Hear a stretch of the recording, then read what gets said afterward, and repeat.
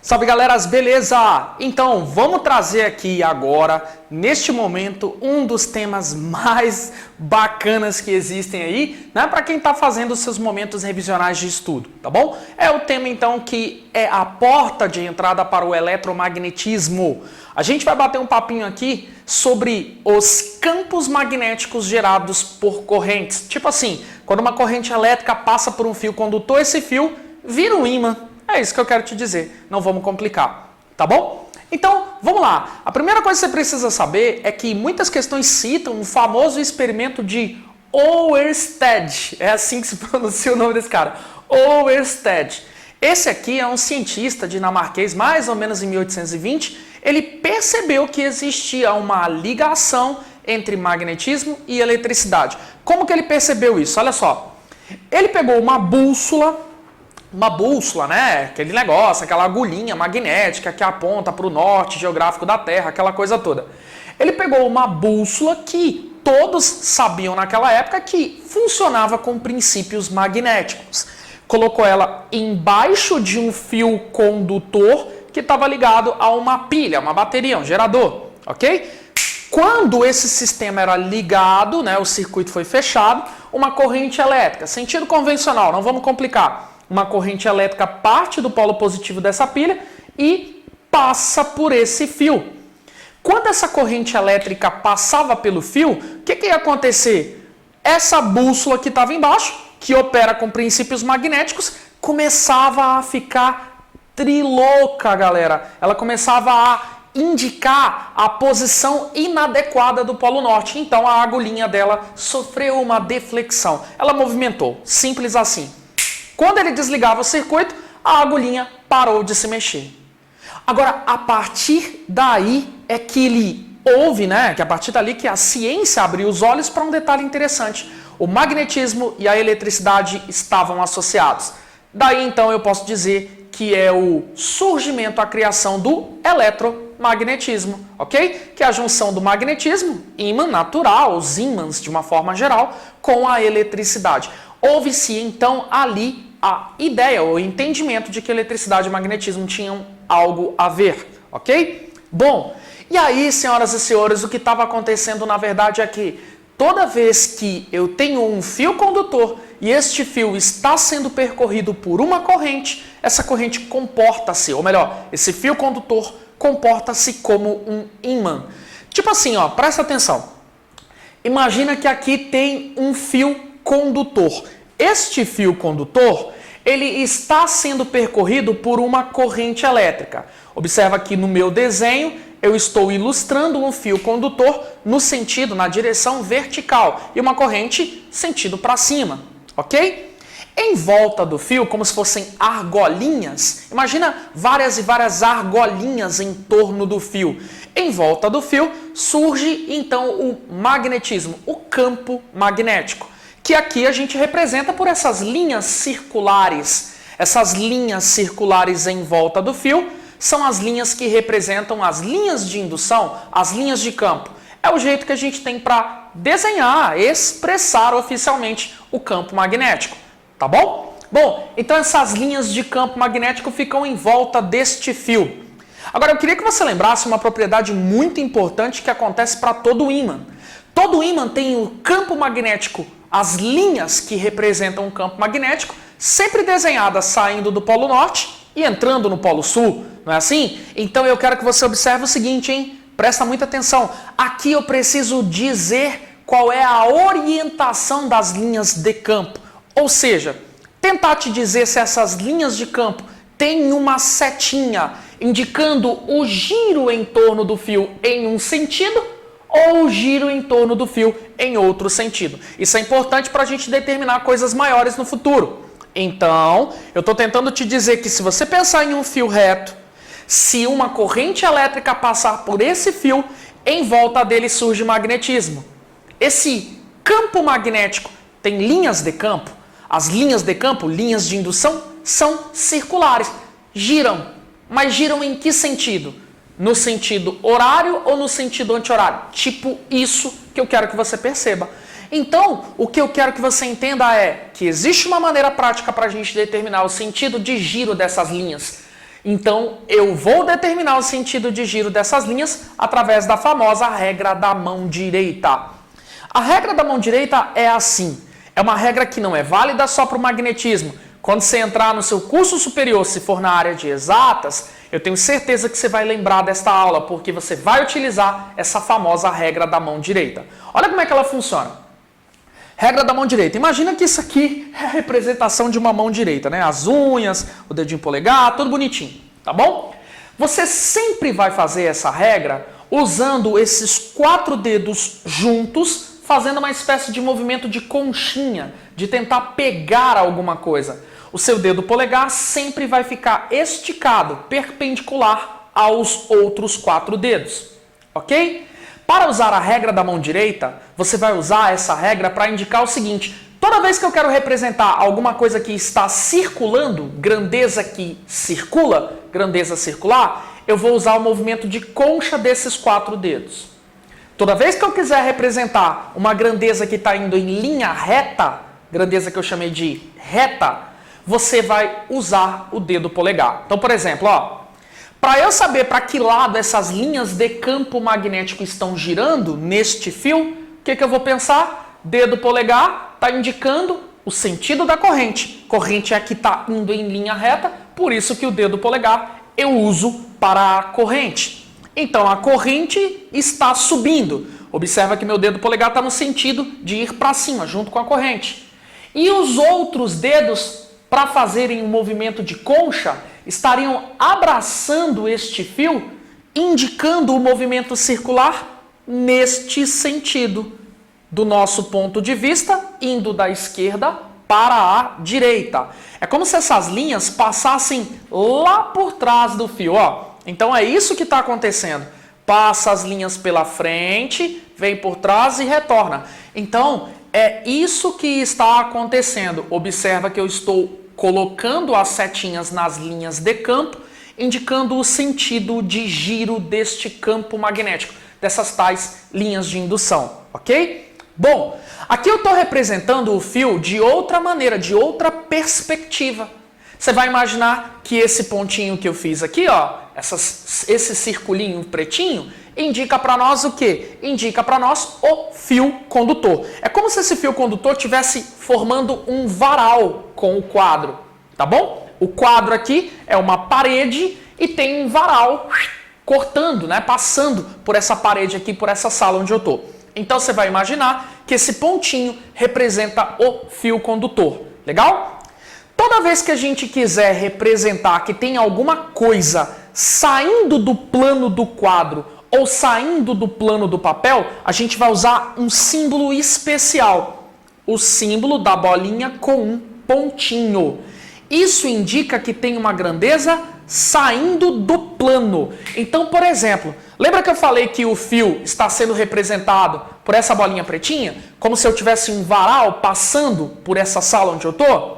Pois é. Agora, você concorda comigo se isso é um fio? Essa corrente pode estar entrando no plano do quadro ou saindo do plano do quadro? Pois é, se eu quiser ilustrar que essa corrente está saindo do plano do quadro, eu vou botar um pontinho para indicar, então, que a nossa corrente elétrica está saindo do plano do quadro. Olha que bacana. Ô professor, mas e se eu tivesse um varalzinho de fio, Aqui está o fio, e eu quiser representar que a corrente elétrica está entrando no plano do quadro. Como que eu ia fazer? Existe um símbolo especial para indicar que a grandeza está entrando no plano do quadro. É uma bolinha com um X, ok? Então, é só eu fazer um xizinho nessa bolinha para ilustrar o processo de algo que está entrando no plano do quadro. Então, repetindo, é como se eu tivesse um fio em forma de um varal nessa sala. Tá aqui o fio, tá atravessando essa sala. E essa corrente no primeiro símbolo está saindo do plano do quadro. E essa corrente neste outro símbolo está entrando no plano do quadro. Embora tenha dito que é bolinha com pontinho ou bolinha com X, atualmente muitas questões trazem apenas um pontinho ou uma sequência de vários pontinhos ou os Xzinhos, ok? Esses símbolos não são válidos apenas para a corrente. Eu posso simbolizar campo magnético. entrando ou saindo do plano do quadro ou do papel, através dos mesmos símbolos. Eu posso indicar que tem velocidade, entrando ou saindo do plano do quadro ou do papel, através desses símbolos. Então é símbolo universal para simbolizar a grandeza que entra ou sai de um plano da folha de prova, da sua folha de exercício ou do próprio quadro que você está vendo a aula, ok? Então, professor, vamos voltar à nossa fala. Suponha que eu tenha, nesse caso, uma corrente elétrica saindo deste fio. Qual seria o sentido de giro dessas linhas de campo em volta do fio? Simples, olha que bacana. O sentido de giro seria dado pela regra da mão direita. Corrente está indo em linha reta, vou representar pelo dedo polegar. Nesse caso está saindo do plano do quadro, e os 4 dedos juntos fazem um movimento de conchinha, indicando o sentido pelo qual as linhas estão circulando. Olha que bacana, gente. Então, este é o sentido das linhas de campo em volta deste fio condutor. Agora, para o caso de baixo, vamos entender? Tá aqui, ó. Presta atenção. A corrente elétrica em linha reta está entrando no plano do quadro. Corrente elétrica, dedo polegar, entrando no ponto do quadro, ok? E os círculos formados pelas linhas de indução, pelas linhas de campo magnético, está aqui neste sentido. Olha que bacana! Então, no primeiro desenho, nós temos o sentido anti-horário e no segundo desenho, nós temos o sentido horário. Legal? Agora, que bacana, gente! Eu queria que você prestasse muita atenção que esse campo magnético gerado pelo fio reto, por um fio esticado, como no experimento de Ørsted, né? Ele também tem um valor, uma intensidade, um módulo, ok? Esse módulo é determinado pela letra B, legal? Que é medido na unidade conhecida como Tesla. 10 teslas, 50 teslas, 1 milhão de teslas, é só um valor numérico e a unidade de medida chamada Tesla. Quanto mais teslas, mais intenso é o magnetismo envolvido. Para calcular a intensidade do magnetismo de um fio reto, de um fio esticado, fio retilíneo, a gente precisa de uma formulinha. A formulinha é permissividade magnética do meio, permeabilidade magnética do meio, intensidade da corrente elétrica, 2π vezes D. Vamos explicar esses termos? Primeiro, a permeabilidade magnética do meio é uma grandeza que caracteriza o ambiente, o lugar onde o magnetismo está se manifestando. Por exemplo, se esse fio estiver no vácuo, o magnetismo é de um jeito. Se esse fio estiver em um ambiente de ar úmido, o magnetismo manifesta de outro jeito. Eu estou tentando te dizer que o lugar, o ambiente, o meio interfere na intensidade do campo. Outra coisa que interfere na intensidade do campo é a intensidade da corrente elétrica. Quanto mais ampere passar pelo fio, mais magnetismo o fio manifesta. Outra coisa também depende da distância do ponto que eu estou analisando. Volta para o desenho do fio. Imagina que eu quero calcular a intensidade do magnetismo, do campo magnético gerado por esse fio em um ponto localizado a 50 centímetros de distância do fio. O magnetismo é de um jeito. Agora imagina que eu queira calcular a intensidade do campo a 10 centímetros do fio. Com certeza o magnetismo é de outro jeito. E é isso que esse D representa, a distância do fio até o ponto que eu estou querendo analisar, ok? Bom, agora o campo magnético que é especial para a gente é o campo magnético de um condutor que está dobradinho. Um condutor que é dobrado em forma de uma espira, ok? De espiral, né? Você já deve ter ouvido essa linguagem por aí. O campo magnético formado por uma espira circular, ele é um campo magnético que nos interessa demais, por conta da sua intensidade. E esse campo magnético que é importante, ele está concentrado aqui, no centro da espira, ok? O campo magnético no centro da espira, ele é calculado através da relação, né? Intensidade do campo magnético em teslas depende da permeabilidade magnética, da intensidade da corrente e também depende do próprio raio dessa espira, o raio da espira circular, tá bom? Eu quero que você foque comigo na ideia da regra da mão direita aqui e agora. Presta muita atenção no que eu vou te dizer, olha só. Agora, do nosso ponto de vista, existem duas possibilidades para a corrente. Ou a corrente faz o seu movimento no sentido anti-horário, contra os ponteiros do relógio, ou a corrente passa no sentido horário, a favor dos ponteiros do relógio. Ok? Agora você está observando que é a grandeza corrente quem vai circular. Então, a grandeza circular é representada pelos 4 dedos. E quem vai se manifestar em linha reta, do nosso ponto de vista, ou saindo da espira, saindo do plano do quadro, ou entrando na espira, entrando no plano do quadro, é o campo magnético. Então, vamos imaginar que a corrente elétrica esteja circulando no sentido, por exemplo, anti-horário, contra os ponteiros do relógio. Pela regra da mão direita, se a corrente circula no sentido anti-horário, olha o sentido da corrente, 4 dedos. Olha o dedo polegar, indicando para onde a corrente, onde o campo magnético apontaria, que é ele que está em linha reta. O campo magnético estaria saindo dessa espira. Então, eu vou representar o campo magnético dentro dessa espira através das bolinhas com os pontinhos, ok? As bolinhas com os pontinhos estariam aqui indicando que o campo magnético está saindo dessa espira.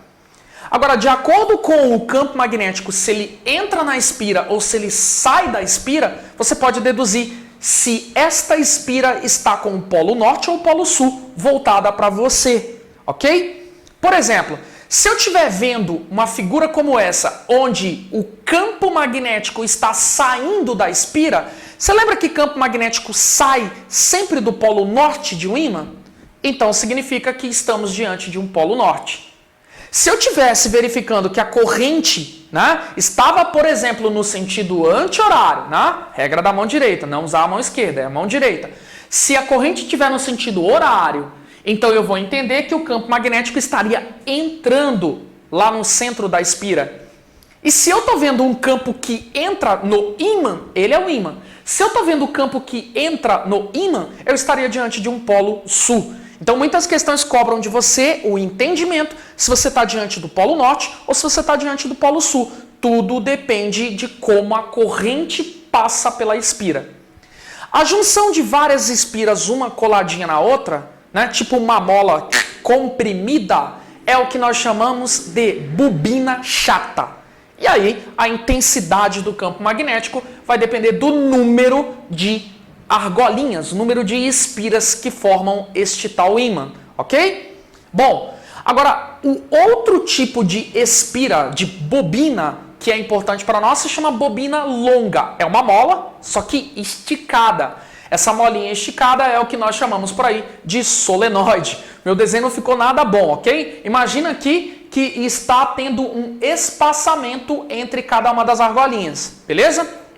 Bom, no caso do solenoide, com as argolinhas afastadinhas, a gente então tem um campo magnético determinado por permeabilidade magnética, intensidade da corrente elétrica, número de argolinhas, número de espiras que formam o tal do solenoide e também, claro, o próprio comprimento deste solenoide, o tamanho dela, claro, com as molinhas, com as argolinhas todas esticadas. Gente, aqui é para você imaginar que elas estão afastadinhas, ok? Então eu quero que você lembre disso. Agora, por que o solenoide é um dos elementos mais importantes? Porque no interior dele o campo magnético é praticamente constante. Isso traz grandes aplicações para nós, tá bom? Lembrem-se, para o solenoide também vale a ideia da regra da mão direita. Olha para a grandeza que está circulando, use os 4 dedos. Olha para a grandeza que está indo em linha reta, use o dedo indicador, o dedo polegar, perdão. Beleza? Ô galera, espero que você tenha pegado esse vídeo aí para fazer a sua parte complementar de revisão e claro, né galera, pode aí mandar a sua opinião sempre que você precisar. Valeu? Tamo junto!